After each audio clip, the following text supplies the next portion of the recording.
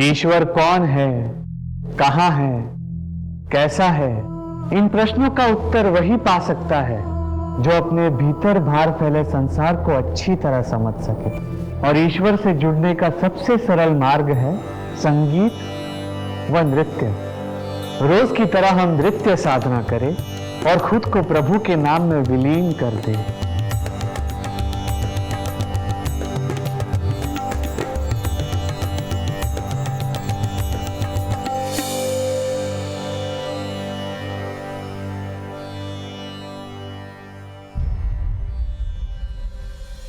ठहरिए। आपको ज्ञात नहीं, प्रभु ब्रह्मचारी इच्छानंद सरस्वती जी महाराज के विश्राम गृह के आसपास महिलाओं का प्रवेश निषेध है। मुझे बाबा जी से बात करनी है, एक बार बात करवा दीजिए। बाबा महिलाओं से अकेले नहीं मिलते। आपके साथ कोई पुरुष या सगा संबंधी आया है? बाबा जी। पाप मत करो। बोलिए, क्या परेशानी है आपकी?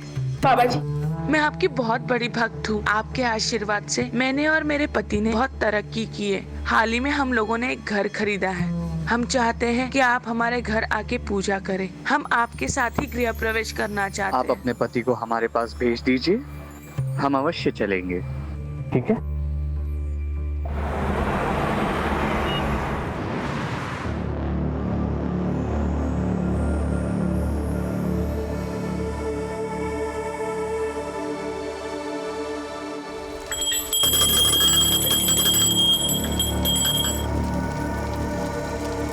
पूजा संपन्न हुई।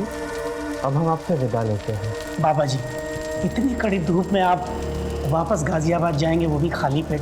नहीं बाबा जी, मैंने आप सभी के लिए भोजन का इंतज़ाम किया है बाबा जी। बाबा जी, मैंने बिना प्याज लहसुन मसाले का खाना पकाया है, बिल्कुल सात्विक है। अगर आप भोग लगाएंगे तो हम सब खाना खा पाएंगे।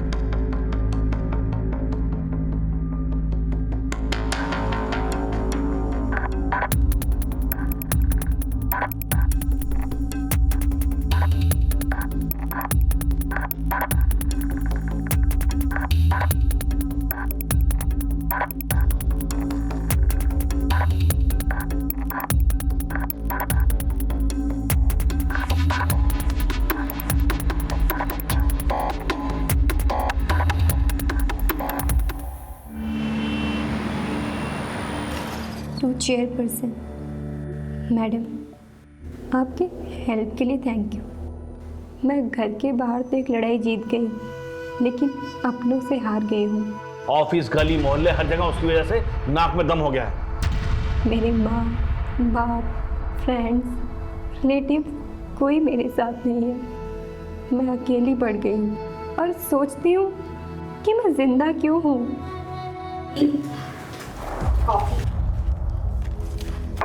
क्या छिपा रहे हो? दी, ये आप लिख रही हो जो अपने स्कूल की टॉपर, अपने कॉलेज की टॉपर, अपने कॉलेज यूनियन की प्रेसिडेंट रह चुकी है। दी, you were an inspiration to everyone. थी, हो नहीं। अब तो ना मेरे पास जॉब है, ना मेरी लाइफ है और ना ही पैसे हैं। दी, मेरी मानो तो आपको पापा की बात मान लेनी चाहिए।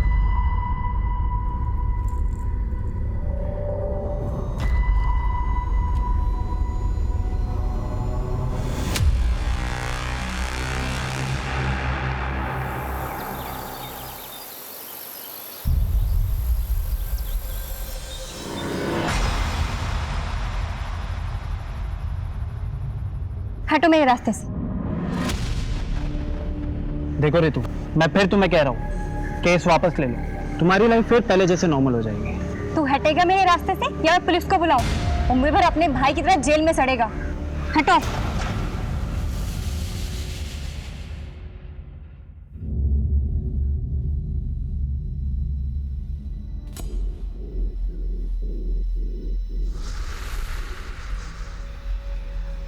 अब मेरे सामने ऐसे ब्रह्मचर्य का जाप करने से क्या होगा?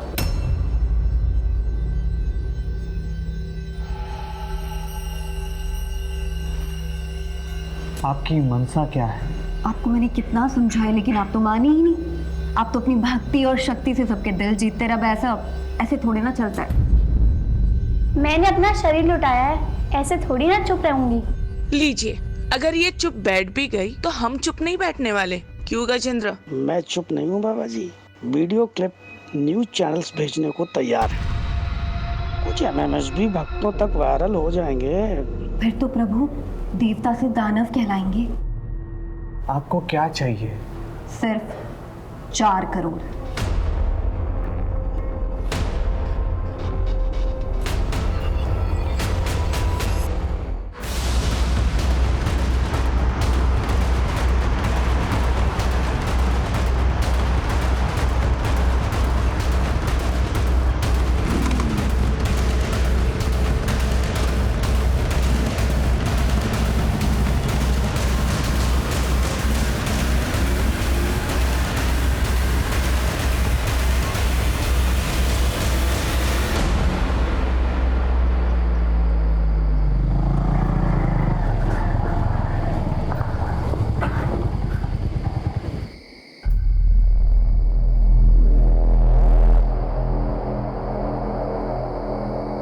आप ना यहाँ पर रुको, मैं देख के आता हूँ।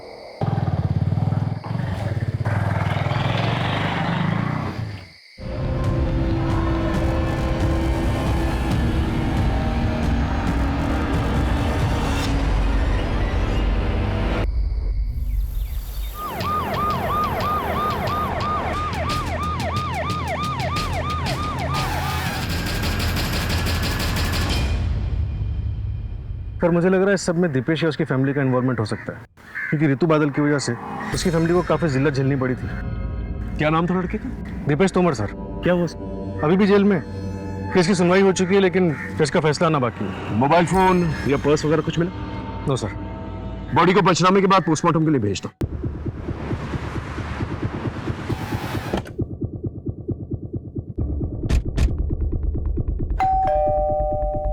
सर हम क्यों उस लड़की को मारेंगे या मरवाएंगे? हमारे बेटे की जो जिंदगी बर्बाद होनी थी वो तो हो ही गई। सेशन कोर्ट ने तो अपना फैसला सुना दिया, आप हाई कोर्ट में अपील कर देते। वैसे भी ऋतु तो मर चुकी है, आप कोई ना कोई जुगाड़ करके अपने बेटे दीपेश को जेल से निकलवा लेते। हम कुछ नहीं करने वाले सर। ये दीपेश के साथ फोटो में ये शख्स कौन है? ये मेरा छोटा बेटा सर्वेश है, केरला गया। हम आयुर्वेदिक दवाई के थोक विक्रेता हैं, वही लेने गए। जरा फोन लगाइए उसे। लगे लगे।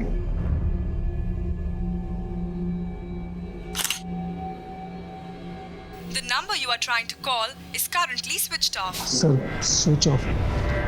Switch off. एक काम करो, इनके फिंगरप्रिंट्स लो।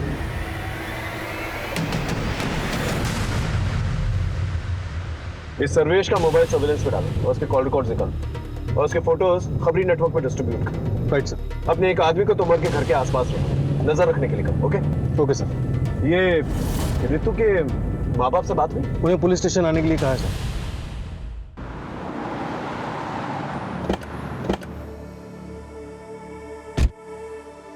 सर मेरी बेटी लड़ाई लड़ते लड़ते थक गई थी, फिर भी उसे किसी ने मार दिया। हमारी ऋतु बचपन से ही दिमाग तेज और निडर लड़की थी, लेकिन इस रेप केस वाली घटना के बाद उसे और हमें सबको तोड़ के रख दिया था सर। उसने कुछ बताया था कि वो उस रात कहाँ गई थी? उससे ज्यादा कुछ पूछते नहीं थे सर। उससे कुछ पूछते तो वो जल्दी चिढ़ जाते थे। मेरी बेटी अंदर से बहुत ही टूट गई थी। सर, ये लेटर रितु दीदी के डेस्क से मिला था।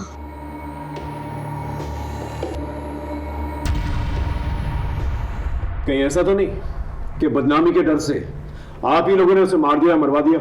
ऐसा नहीं है सर, मुझे अपनी बेटी रितु से बहुत उम्मीदें थी। मैं अपनी उम्मीदें हार गया था, इसलिए सर मैं बहुत परेशान हो गया था। रितु की बेहतरी के लिए हमसे जो बन पड़ रहा था, जो कर सकते थे सर, हमने बहुत कोशिश की। माँ, मैं कैसे शादी करूं? अभी मैं अपने पैरों पे भी खड़ी नहीं हुई हूँ। ना तो मेरे पास जॉब है, ना तो मेरे पास सेविंग्स और ना ही खुद का घर है। अब आप खुद बताओ, अगर मैं सेटल हो जाती हूँ और कल को मेरा डाइवोर्स हो जाता है तो कहाँ जाऊँगी, क्या करूँगी? अरे तुम लोग तो ऐसे बात करो जैसे कि इस की घटना के बाद कोई भी लड़का उतावला हो रहा होगा इससे शादी करने के लिए। हर जगह से रिजेक्शन आ रहा है। आखिर तुझे जरूरत क्या थी ये केस करने की? पापा, वो मेरा कलीग था, हमें क्लाइंट पीपीटी रेडी करनी थी। अब मुझे क्या पता था कि वो मेरी ड्रिंक स्पाइक कर देगा और मेरे साथ वो सब कुछ करेगा। अब मैं बाहर वालों को क्या बोलूं जब आप लोग ही मुझ पे ट्रस्ट नहीं करते? ऐसा नहीं है सर कि हम अपनी बेटी रितु पर ट्रस्ट नहीं करते थे, लेकिन लोगों की बातों और उनके तानों ने हमें फ्रस्ट्रेट कर दिया था सर। और जैसे जैसे ये केस की सुनवाई होती रही, मीडिया और सोशल ऑर्गेनाइजेशन ने उसकी लड़ाई को सराहा और इसके बाद रितु के मन में आत्मविश्वास फिर से जगने लगा था। फिर सर हमने उसे नए सिरे से सब कुछ करने को कहा। देख बेटा, जो मैं तुझे उपाय बता रहा हूँ ना, उसे मान। मैं किसी साधु संत के पास नहीं जाऊंगी, पर किसी साइकेट्रिस्ट को तो कंसल्ट कर सकती है। I mean, किसी से भी कंसल्ट करो, पर करो, जाओ कहीं। उसके बाद वो कहाँ गई? सर फिर वो साइकेट्रिस्ट डॉक्टर रूपसी बसी से मिलने गई थी। सर, रितु के मर्डर में हम उसके फादर महेश बादल के हाथ को कंप्लीटली रूल आउट नहीं कर सकते। एक काम करो, इसके भी फिंगरप्रिंट्स मैच करके देखो और उसके कॉल रिकॉर्ड्स निकालो। Right sir.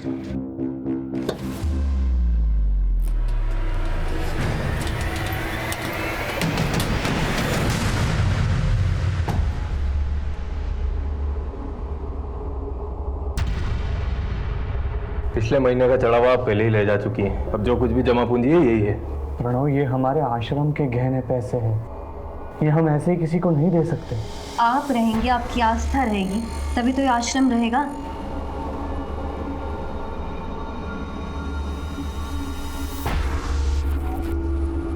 कितने पैसे है ये? कुल 25 लाख। और बाकी के पैसे? इससे ज्यादा नहीं मिल सकता। बाबा के टट्टू, तुम ज्यादा मत बोलो। अगर आप पीछे की जमीन का एक छोटा सा हिस्सा बेच देंगे ना, तो किसी को कुछ पता नहीं चलेगा। खरीदार मैं लेकर आ जाऊंगी, आप बस जमीन के कागजात तैयार करवा दीजिए।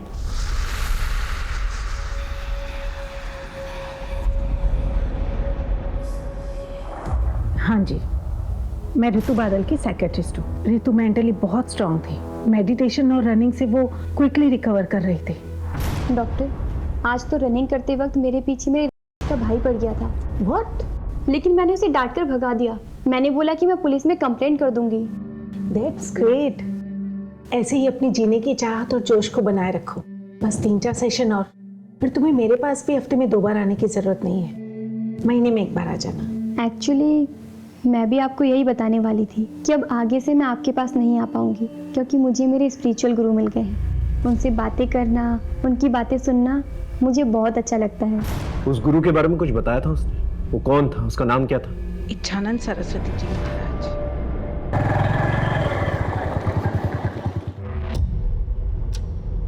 नीतू, नीतू, रितु,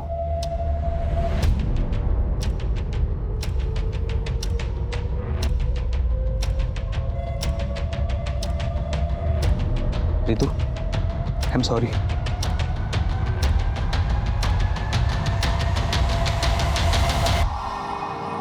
रितु, क्या हो भाई, फिर से कोई बुरा सपना देखा क्या?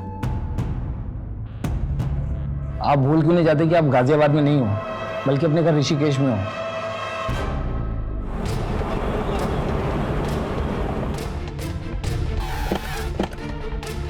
कोई कहता है नौकरी परेशान कर रही है, कोई कहता है पत्नी परेशान कर रही है, कोई कहता है माँ बाप परेशान कर रहे हैं, कोई कहता है बच्चे परेशान कर रहे हैं। मेरा उन सब से एक ही जवाब है, अगर इतना परेशान कर रहे हैं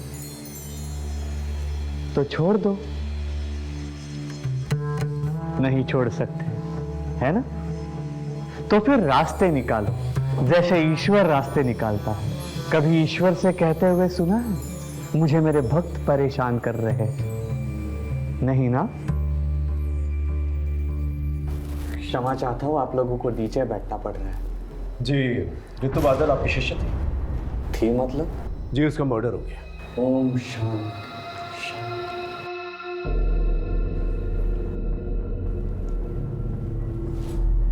कब? 3 दिन पहले। बहुत तेजस्विनी थी वो, बेहद दुखद समाचार है ये। वो प्रभु के पास बहुत ही दुख दुविधा की घड़ी में आई थी। बाबा जी, मुझे लगता है कि मेरे आसपास सब फेक है, कोई अपना नहीं है, कोई मुझे लाइक नहीं करता, कोई लव नहीं करता, करेगा भी नहीं और जरूरत भी नहीं। आप पहले अपने आप से प्रेम करो, because you are your best company. आप अपने सबसे अच्छे साथी हैं, सबसे अच्छे प्रेमी हैं। उसके बाद वो हमारे आश्रम में रोज आती, सत्संग के समय महिलाओं के खेल में खूब नाचती और हमेशा खुश रहती। उसके बाद मैंने सुना कि वो भोजनालय में अपनी सेवा देती, बागबानी करती, चिड़ियों को दाने डालती। जब उसने आश्रम आना बंद कर दिया तो आपने उसके माँ बाप से पूछा नहीं कि वो क्यों नहीं आ रही? ये तो खुला आश्रम है, ना किसी को आने की मनाही है ना जाने की। वैसे ऋतु बादल में आपने क्या खास नोटिस किया था? लोग कहते हैं कि आश्रम में आने के बाद वो हमेशा खुश रहती थी, जीवन को एक नए सिरे से अपना रही। ऐसे में उसकी हत्या हो जाना, ये बहुत दुर्भाग्यवश है। आज के ज़माने में बाबा कितने भी अच्छे, मुझे विश्वास नहीं, आपने एक आदमी को इस आश्रम के पास तैनात रखा। ये सर्वेश के बारे में कुछ पता चला? नहीं सर, उसका फ़ोन भी बन जा रहा है और वो घर पे भी नहीं है। एक काम करो, दीपेश से मिलने के लिए, उससे पूछताछ करने के लिए जेल में एक एप्लीकेशन डालो और ये पता करो ये सर्वेश दीपेश के साथ मिलकर जेल में कुछ प्लान तो भी कर। Right sir.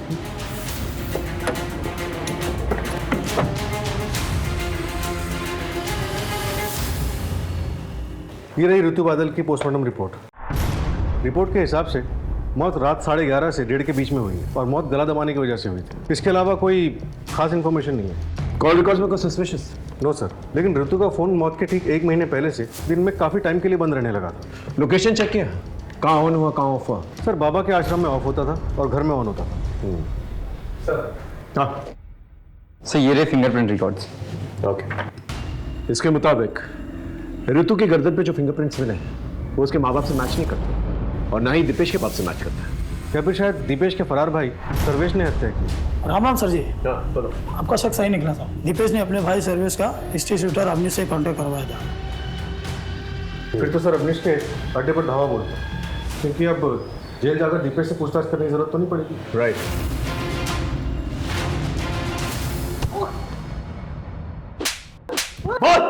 बता दो सब सर्वेश मुझे मिला था और उसने ऋतु बादल को मारने की बात भी किया था मुझसे। तूने उसे मार डाला? नहीं, मैंने नहीं मारा था, क्योंकि एक रोज पहले वो मुझे एडवांस के पैसे देने वाला था, लेकिन पैसे लेके वो आया ही नहीं। फिर दूसरी सुबह हमें पता चला कि उस लड़की की मौत हो गई। सच बोल रहा? भगवान की कसम साहब, सच बोल रहा हूँ। ये सर्वेश तुमर के बारे में पता कर।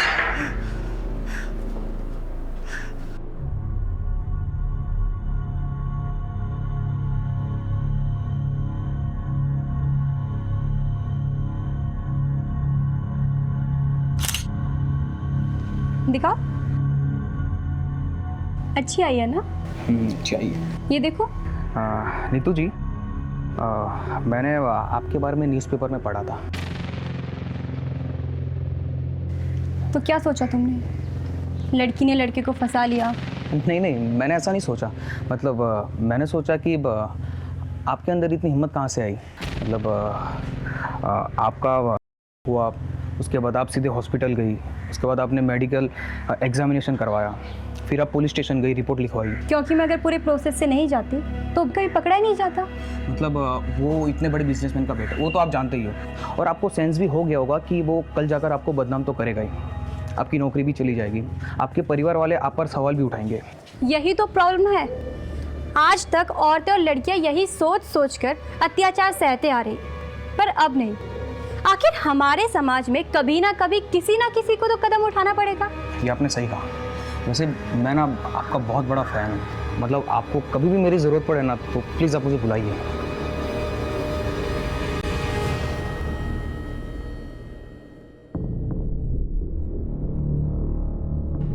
ऋतु बादल ने AA एंटरप्राइजेस के खिलाफ केस दर्ज किया, लेकिन क्यों?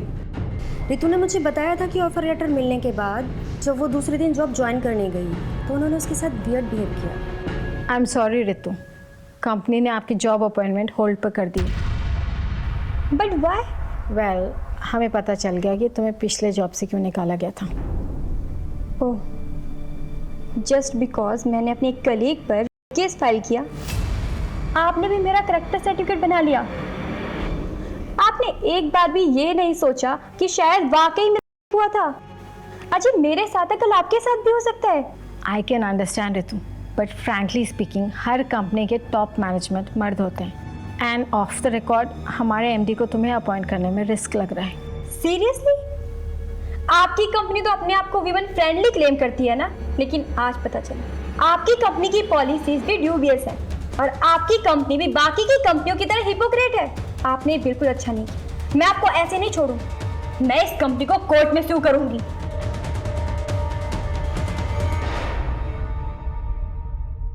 अब ऋतु रही नहीं है तो केस का कोई फायदा नहीं है, कंपनी ने एम्प्लॉय को भी निकाल दिया है। सर, हो सकता है कि उस एम्प्लॉय ने बदला लेने के लिए ऋतु का मर्डर कर दिया या फिर करवा दिया। उस एम्प्लॉय की डिटेल्स हैं आपके पास? ये उसका बायोडेटा। सोनल गुनात्रा। मेरी कंपनी ने मुझे सिर्फ एक पंचिंग बैग के जैसे यूज़ किया है। मेरे MD ने खुद एक पेपर लाके दिखाया था मुझे, जिसमें लिखा था कि ऋतु ने पिछली कंपनी पर एक केस डाला है। अब मुझसे उन्होंने कहा कि ऋतु को जॉब से बाहर निकाल दो। फिर बाद में जब ऋतु ने इस कंपनी पर केस डाला तो मेरे MD ने कंपनी की इमेज को साफ सुथरा रखने के लिए मुझे जॉब से बाहर निकाल दिया और कहा कि ऋतु को एम्प्लॉय करने का डिसीजन मेरा पर्सनल डिसीजन था, ना कि कंपनी का डिसीजन। आप 10 तारीख को रात को 11:30 बजे से 1:30 बजे के बीच में कहाँ थे? सर, मैं अपने PG में थी, गौतम नगर में। ठीक है, आप जा सकते। इसके स्टेटमेंट को क्रॉस चेक करो, देखो ये सच बोल रही है नहीं। हेलो साइबर सेल, ऋतु बादल की इन्फॉर्मेशन शेयर की थी मैंने, उसका कुछ पता चला? इन्फॉर्मेशन करेक्ट है, थैंक यू सर। एक सुराग मिला है, ये देखिए। ऋतु बादल का सोशल मीडिया पे 2 अकाउंट्स हैं, एक ये और एक ये। एक नॉर्मल ऋतु बादल के नाम से और एक योगिनी ऋतु बादल के नाम से। तुम कहना क्या चाहते हो? सर, ये दोनों अकाउंट्स 2 अलग अलग नंबर से लिंक हैं। इसका मतलब ऋतु बादल ने अपने अंदर बदलाव महसूस किया, इसलिए उसने एक नया नंबर। सर, साइबर सेल से ये दूसरा नंबर मुझे जल्दी मिल जाएगा। इसके बाद मैं इसकी कॉल डिटेल्स और इसकी लोकेशन डिटेल्स दोनों निकलवा दूँ। गुड। नमस्ते बाबा जी, ये लीजिए। परेशान ना हो बाबा जी, मैं सलोनी जी की कोई बात टाल नहीं सकता। जमीन पे कंट्रोल आपका ही रहेगा। मुझे लंदन हेड ऑफिस को नए नए इन्वेस्टमेंट दिखाने होते हैं, वो मैं दिखा दूंगा और इस तरह आपके पैसों की प्रॉब्लम भी सॉल्व हो जाएगी। और फिर जब आपके पास पैसे आ जाएंगे आप अपनी ज़मीन वापस ले लीजिएगा।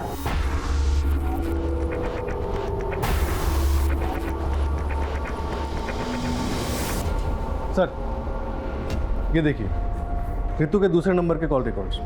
ये नंबर ऋतु की मौत से 10 दिन पहले लिया गया था।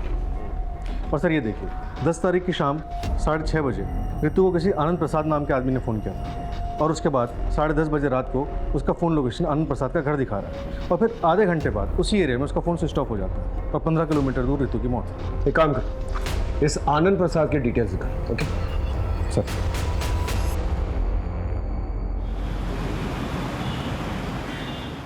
मिस्टर आनंद प्रसाद इस लड़की को जानते हैं? हाँ हाँ, ये तो वही लड़की है जो मेरे पास जॉब के लिए आई थी। Hello sir. बैठो बैठो। आप मिलने के लिए बहुत डेस्परेट थे मिस ऋतु? एक्चुअली सर, आपकी कंपनी की अपॉइंटमेंट के बारे में मुझे आज ही पता चला, तो मैंने सोचा कि वैकेंसी फुल होने से पहले मैं आपसे आके घर ही मिल लूँ। कितनी देर तक थी आपके घर पे? तकरीबन आधे घंटे में। उसके तुरंत बाद उसका मोबाइल नेटवर्क ऑफ हो जाता है और उसके आधे घंटे की दूरी पे उसका मर्डर हो जाता है। क्या बात कर रहे हैं आप? मैंने तो उसे जॉब पे रखने का मन बना लिया था। ठीक है, थैंक यू वेरी मच, आप जा सकते हैं। सर वैसे तो ये आनंद प्रसाद एमडी है, लेकिन मुझे इस पे भी शक हो रहा है।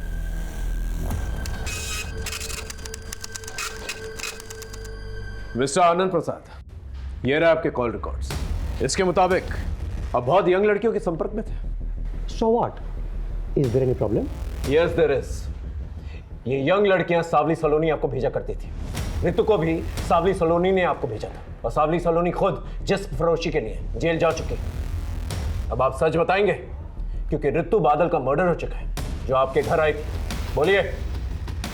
ऋतु एक एस्कॉर्ट थी और सावली सलोनी उसकी agent.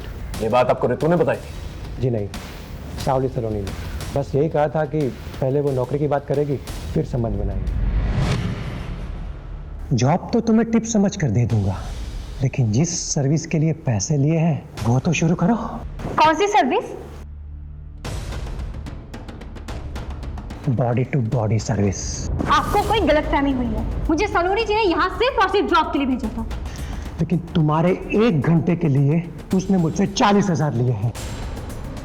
So don't waste my time, baby. रुको! जब तक ये केस सॉल्व नहीं हो जाता ना, आप हमारे मेहमान बने रहेंगे। क्या मतलब? जी सर। इन्हें लेके जाओ। चलिए। लेकिन सर किस जुर्म में? लेके जाओ। सर क्या किया है मैंने? लेके जाओ। सावली सलोनी को ढूंढना बहुत जरूरी है और ये पता लगाना बहुत जरूरी है कि ऋतु बादल का मर्डर केस सावली सलोनी के रैकेट से तो नहीं जुड़ा हुआ और कोई पर्सनल रंजिश तो नहीं। इस सर्वेश के बारे में कुछ पता चला? सर वो अभी भी अंडरग्राउंड है और सर ऋतु बादल के गले पे मिले फिंगरप्रिंट्स के निशान सर्वेश के फिंगरप्रिंट से मैच नहीं करते। सर हो सकता है सर्वेश ने खुद ये मर्डर ना किया और ना ही अवनीश चौधरी से करवाया, बल्कि शायद किसी और से करवाया।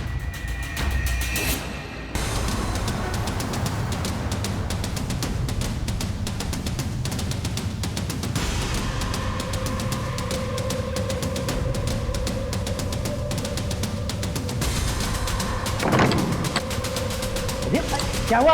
बाहर पुलिस आई है। पुलिस? तोड़ दो। पुलिस आ गई। छापा पड़ गया। भागो।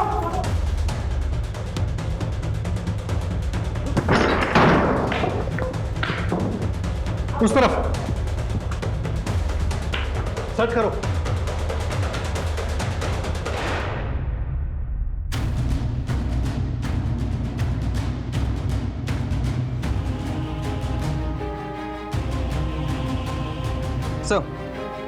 सर एक हार्ड डिस्क मिला है और इसके अलावा सारा सामान रेगुलर है। ठीक।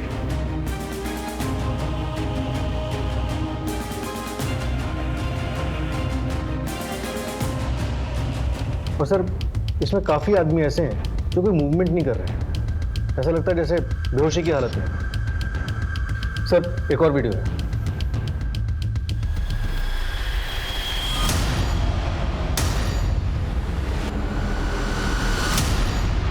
ये सत्य है कि सावली सलोनी मुझे ब्लैकमेल कर रही थी। आपको ये बात हमें पहले बतानी चाहिए थी, हम उसे पकड़ने की कोशिश करते। लेकिन हमारी मुफ्त में बदनामी होती, ना मुझे कुछ हासिल होता ना हमारे आश्रम। आपको इस बात का पता है कि ऋतु बादल सावली सलोनी के संपर्क में थी? ये नहीं हो सकता। क्या आप ये बता सकते हैं कि कभी आपने ऋतु को सावली सलोनी के साथ देखा? हो सकता है उसके कहने पर वो इस आश्रम में आई। जी नहीं, हमें ऐसी कोई जानकारी नहीं थी और ऋतु का परिवार हमारे आश्रम से सालों से जुड़ा हुआ है, तो फिर वो सावली सलोनी के कहने पर हमारे आश्रम में क्यों आएगी? ये सावली सलोनी आपको ब्लैकमेल क्यों कर रही थी? यही सवाल मैंने उससे भी किया था। तुम्हारे इस धर्म के धंधे ने? धंधा नहीं, आस्था बोलिए। हाँ वही तुम्हारे इस आश्रम के कारण लोगों ने मेरे ठिकाने पर दारू पीना फूकना करना कम कर दिया है। इन सब की भरपाई के लिए तुमको पैसा देना होगा। हम बहुत जल्द सावली सलोनी को पकड़ लेंगे। अगर वो आपके संपर्क में आती है तो प्लीज हमें इन्फॉर्म कीजिएगा।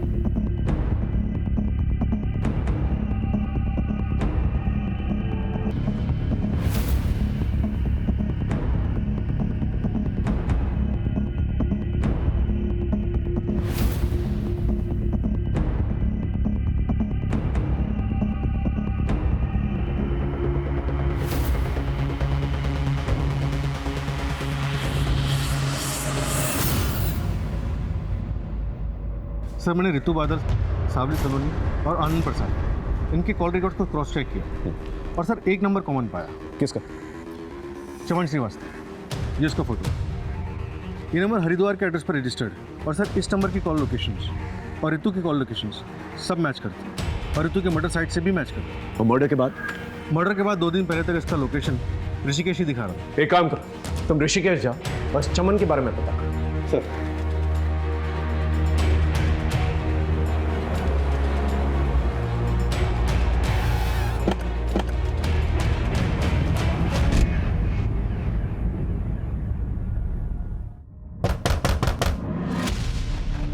जी चमन श्रीवास्तव?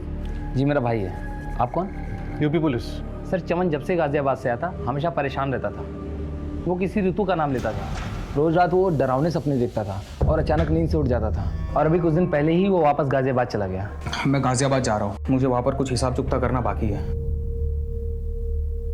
पर सर हुआ क्या?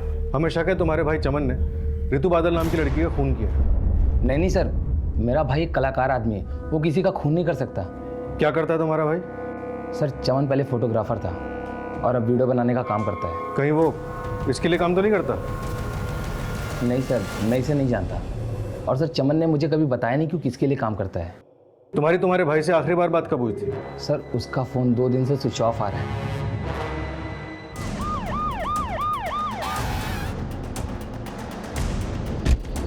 चमन श्रीवास्तव की बॉडी मिली है सर, किसी तेज धार वाले वेपन से उसका पेट काटा गया। मर्डर वेपन मिला? सब आसपास देख लिया सर, कुछ नहीं मिला। मेरी गट फीलिंग कह रही है कि ये केस इच्छानंद सरस्वती और सावली सलोनी के बीच में कहीं ना कहीं उलझा हुआ है। सर आश्रम पे हमारी नज़र है, लेकिन सावली सलोनी का कोई ठिकाना नहीं मिल रहा। ऐसे बैठे रहने से तो कुछ भी नहीं होने वाला। एक काम करो, तुम कस्टमर बन के रेड लाइट एरिया में जाओ और सावली सलोनी के बारे में पता करो। ये कहीं ना कहीं तो अपना धंधा चला रही है।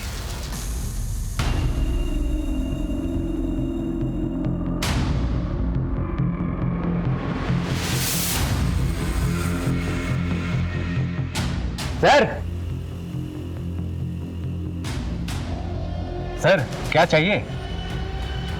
एक बात बताओ, कोई कॉलेज का कौला माल मिलेगा क्या? एकदम बढ़िया पटाखा, मतलब वो समझते हो ना, एयर होस्टेस मॉडल टाइप का वैसा।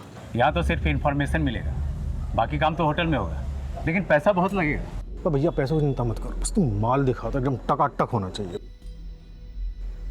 एक मैडम है, बात करके बताता हूँ।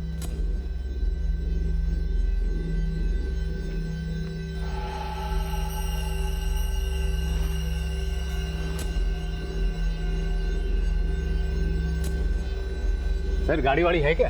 तो गाड़ी है ना बाबू, इधर है, चलो आओ। चलिए चलो।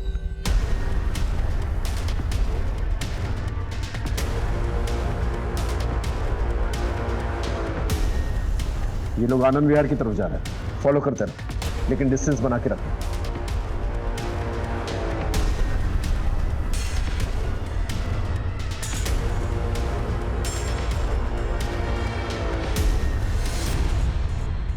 सलोनी जी। सर ये सलोनी जी हैं जिसके पास गाजियाबाद में किसी भी टाइम पर टॉप क्लास की इंटरनेशनल लड़कियां मिलती हैं। अच्छा तो ये हैं। आप इंजॉय कहाँ करेंगे, यहाँ या होटल में? देखिए एंजॉय तो हम कहीं और ही करेंगे, फिलहाल आपका वॉशरूम यूज करेंगे। सर अंदर है ना? आते हैं। टीम बी ऊपर आ जाओ जल्दी। चलिए आप दोनों को एंजॉय कराते हैं।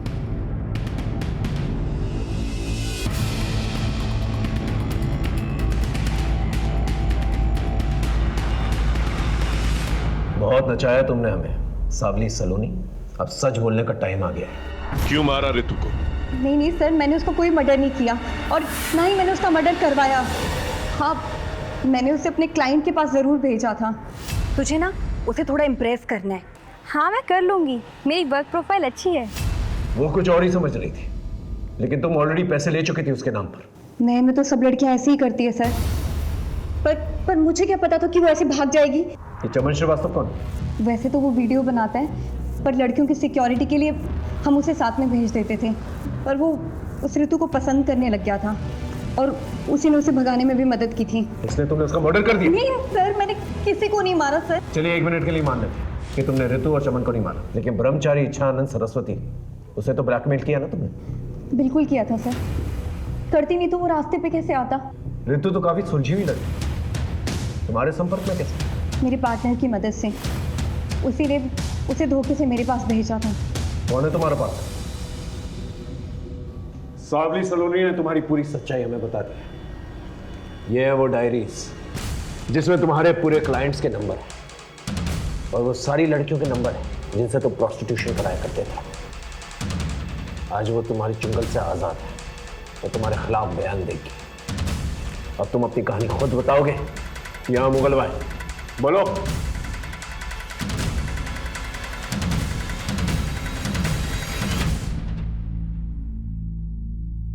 देखिए, मैं पहले ही क्लियर कर दूं कि ना ही मैंने ऋतु को मारा है ना मरवाया है। वो तो मुगल भाई लेंगे, पहले तुम अपनी काली करतूतों के बारे में बताओ। संभोग और समाधि, ये दोनों ऐसी चीजें हैं जिससे भारत देश में किसी भी मूर्ख या किसी भी होशियार को लपेटा जा सकता है। मैं 5 स्टार होटल में सिक्योरिटी गार्ड की नौकरी किया करता था। वहां मैं देखता था साधु महात्मा को कुछ युवतियों के साथ आते जाते। बस उसी दिन से मुझे मेरा जीवन सत्य मिल गया। मैंने मंदिर बनवाया और फिर मसाज पार्लर के जरिए देह व्यापार का धंधा शुरू किया। और फिर तुमने सावली सलोनी जैसी धंधे वाली से कनेक्ट किया, है ना? मैं सावली सलोनी जैसे लोगों के पास लड़कियां भेजता और फिर दूसरी बार उन्हीं क्लाइंट्स के साथ डायरेक्टली डील करता। इसलिए सावली सलोनी अपना पैसा निकलवाने के लिए तुम्हें ब्लैकमेल कर रही थी। अरे ऐसे थोड़ी ना, हमारा नेटवर्क कश्मीर से लेकर कन्याकुमारी तक और सूरत से लेकर कोलकाता तक फैला हुआ है। आप देश विदेश कहां भी जाओ, हमारी सेवाएं आपको एक फोन कॉल में उपलब्ध की जाएंगी। वो 17 फोन हमें मिल चुके हैं और वो नई लड़कियों को जो नया नंबर देते थे उसके बारे में ही पता चल चुका है, जैसे तुमने ऋतु को दिया था। लेकिन बहुत बड़ी गलती कर बैठे तुमने ऋतु को अपने प्रेम जाल में फंसा दिया। तुम्हारे अड्डे से हमें ये चिट्ठी मिली है जिसमें साफ साफ लिखा है ऋतु ने कि आपके प्रेम ने मुझे हमेशा हमेशा के लिए बदल दिया। प्रेम राई को पहाड़ बना सकता है, तो फिर लड़कियों से वेश्यावृत्ति करवाना ये कौन सी बड़ी बात थी? वो मेरे प्यार में बाहर कुछ ना बोलती और फिर धीरे धीरे उन्हें इस जीवन की आदत पड़ जाती थी। लेकिन ऋतु ऐसी लड़की नहीं, इसीलिए मैंने ऋतु को नौकरी के लिए सावली सलोनी के पास भेजा था। तुम एक काम करो, तुम सावली सलोनी से जाके मिलो। वो हमारी परम भक्त है, वो तुम्हें सही इंसान से मिलवा देगी जो तुम्हें बेहतरीन नौकरी देगा। थैंक यू सो मच बाबा जी। लेकिन ऋतु वहां से भाग गई। और ये बात तुम्हें चमन के थ्रू पता चली, जो तुम्हारे लिए ब्लैकमेलिंग किया करता था और वीडियोस बना करता था। और फिर बाद में तुमने ऋतु को मारा। मैंने ऋतु को नहीं मारा, लेकिन हाँ, चमन ऋतु को भगा कर ले गया था। जब तक हम लोग वहां पर पहुंचे तब तक ऋतु मर चुकी थी और चमन भी गायब था। चमन गायब नहीं हुआ था, तुमने उसे मार दिया। मारा नहीं, मुक्ति दी थी। ऋतु की मौत से व्याकुल हो गया था वो, बार बार पुलिस के पास जाने की धमकी दे रहा था। मैंने बहुत समझाया उसे, लेकिन वो नहीं समझा। अब समझने की बारी तुम्हारी है और तुम्हें समझाएगा देश का कानून। ऐसा केस बनाऊंगा ना तुम्हारे खिलाफ कि तुम्हारा बड़ा सा बड़ा क्लाइंट जो है तुम्हारी बेल नहीं दे पाएगा। अगर ऋतु को बाबा ने नहीं मारा तो फिर किसने मारा? एक काम करो, ऋतु के मर्डर के रात के इंसिडेंट टाइम से मैच करके देखो। उसके कॉल रिकॉर्ड्स और लोकेशन रिकॉर्ड्स दोबारा से चेक करो। कातिल हमारे रेडार में ही है, बस पकड़ में नहीं आ रहा है।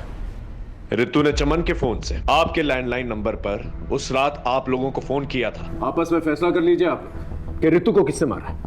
सर, मैंने मारा अपनी बेटी ऋतु को। उसका फोन आया था मेरे पास। पापा, वो आपका इच्छा आनंद बहुत ही गिरा हुआ आदमी है। वो बहुत ही घटिया इंसान है। वो उसने मुझे प्रोस्टिट्यूशन में डालने की कोशिश की। मैं अपने एक दोस्त के साथ ग्रीन पार्क के गेट नंबर 2 के पास हूँ। पापा प्लीज जल्दी आ जाओ। सर, मैं उससे बहुत तंग आ गया था और बाबा की बुराई मैं नहीं सुन सकता था, इसलिए गर्दन दबाकर मैंने उसे मार दिया। झूठ बोल रहे सर, ऋतु का फोन मुझे आया था। सर, बाबा जी को हम पूछते हैं और ऋतु फोन पे बाबा जी के बारे में अनाप शनाप बके जा रही थी। बस गुस्से में आकर मैंने उसे मार दिया। नहीं इंस्पेक्टर साहब, ऋतु को मैंने मारा है। नहीं साहब, मैंने मारा है सर। सर, मैंने मारा है सर। रहिए आप लोग। ये रहे आप लोगों के फिंगरप्रिंट रिकॉर्ड्स। ये ऋतु के गर्दन पे मिले फिंगरप्रिंट रिकॉर्ड्स और आप दोनों के फिंगरप्रिंट रिकॉर्ड्स मैच नहीं होते।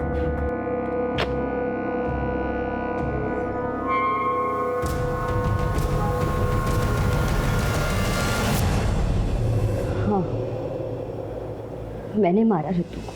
तंग आ गई थी उससे, उसके वजह से मुझे अपने ऑफिस में अपने कलीग से, अपने फ्रेंड से सुनना पड़ता था। इसकी बहन ने लड़के के मजे ले लिए और फंसवा दिया। लेकिन ये बात सच नहीं थी, तुम भी जानती थी। हाँ, पर रितु बहुत फॉरवर्ड थी, तो मुझे लगा शायद अटेंशन के लिए इनवाइट किया होगा। उसकी वजह से मुझसे सब लड़के कटने लगे थे। अरे इसके साथ डेट पर मत जाना, वरना के चार्जेस में अंदर करवा देते। पर फिर जब उस दिन उसने वो बाबा के धोखेबाज वाली बात की, तो फिर मेरे सटक गए। मुझे लगा ये सारे पंगे इसी के साथ क्यों होते हैं? शायद यही सब कुछ करती होगी और मैंने मार दिया उसको। और ये बात तुमने अपने माँ बाप को बताई। वो एक बेटी तो खो ही चुके थे, दूसरी नहीं खोना चाहते थे, इसलिए तुम्हें प्रोटेक्ट कर रहे थे। हाँ सर। ब्रह्मचारी इच्छानंद सरस्वती एक फ्रॉड, एक धोखेबाज इंसान है, और उसकी आस्था में आकर तुमने अपनी बहन को ही मारा।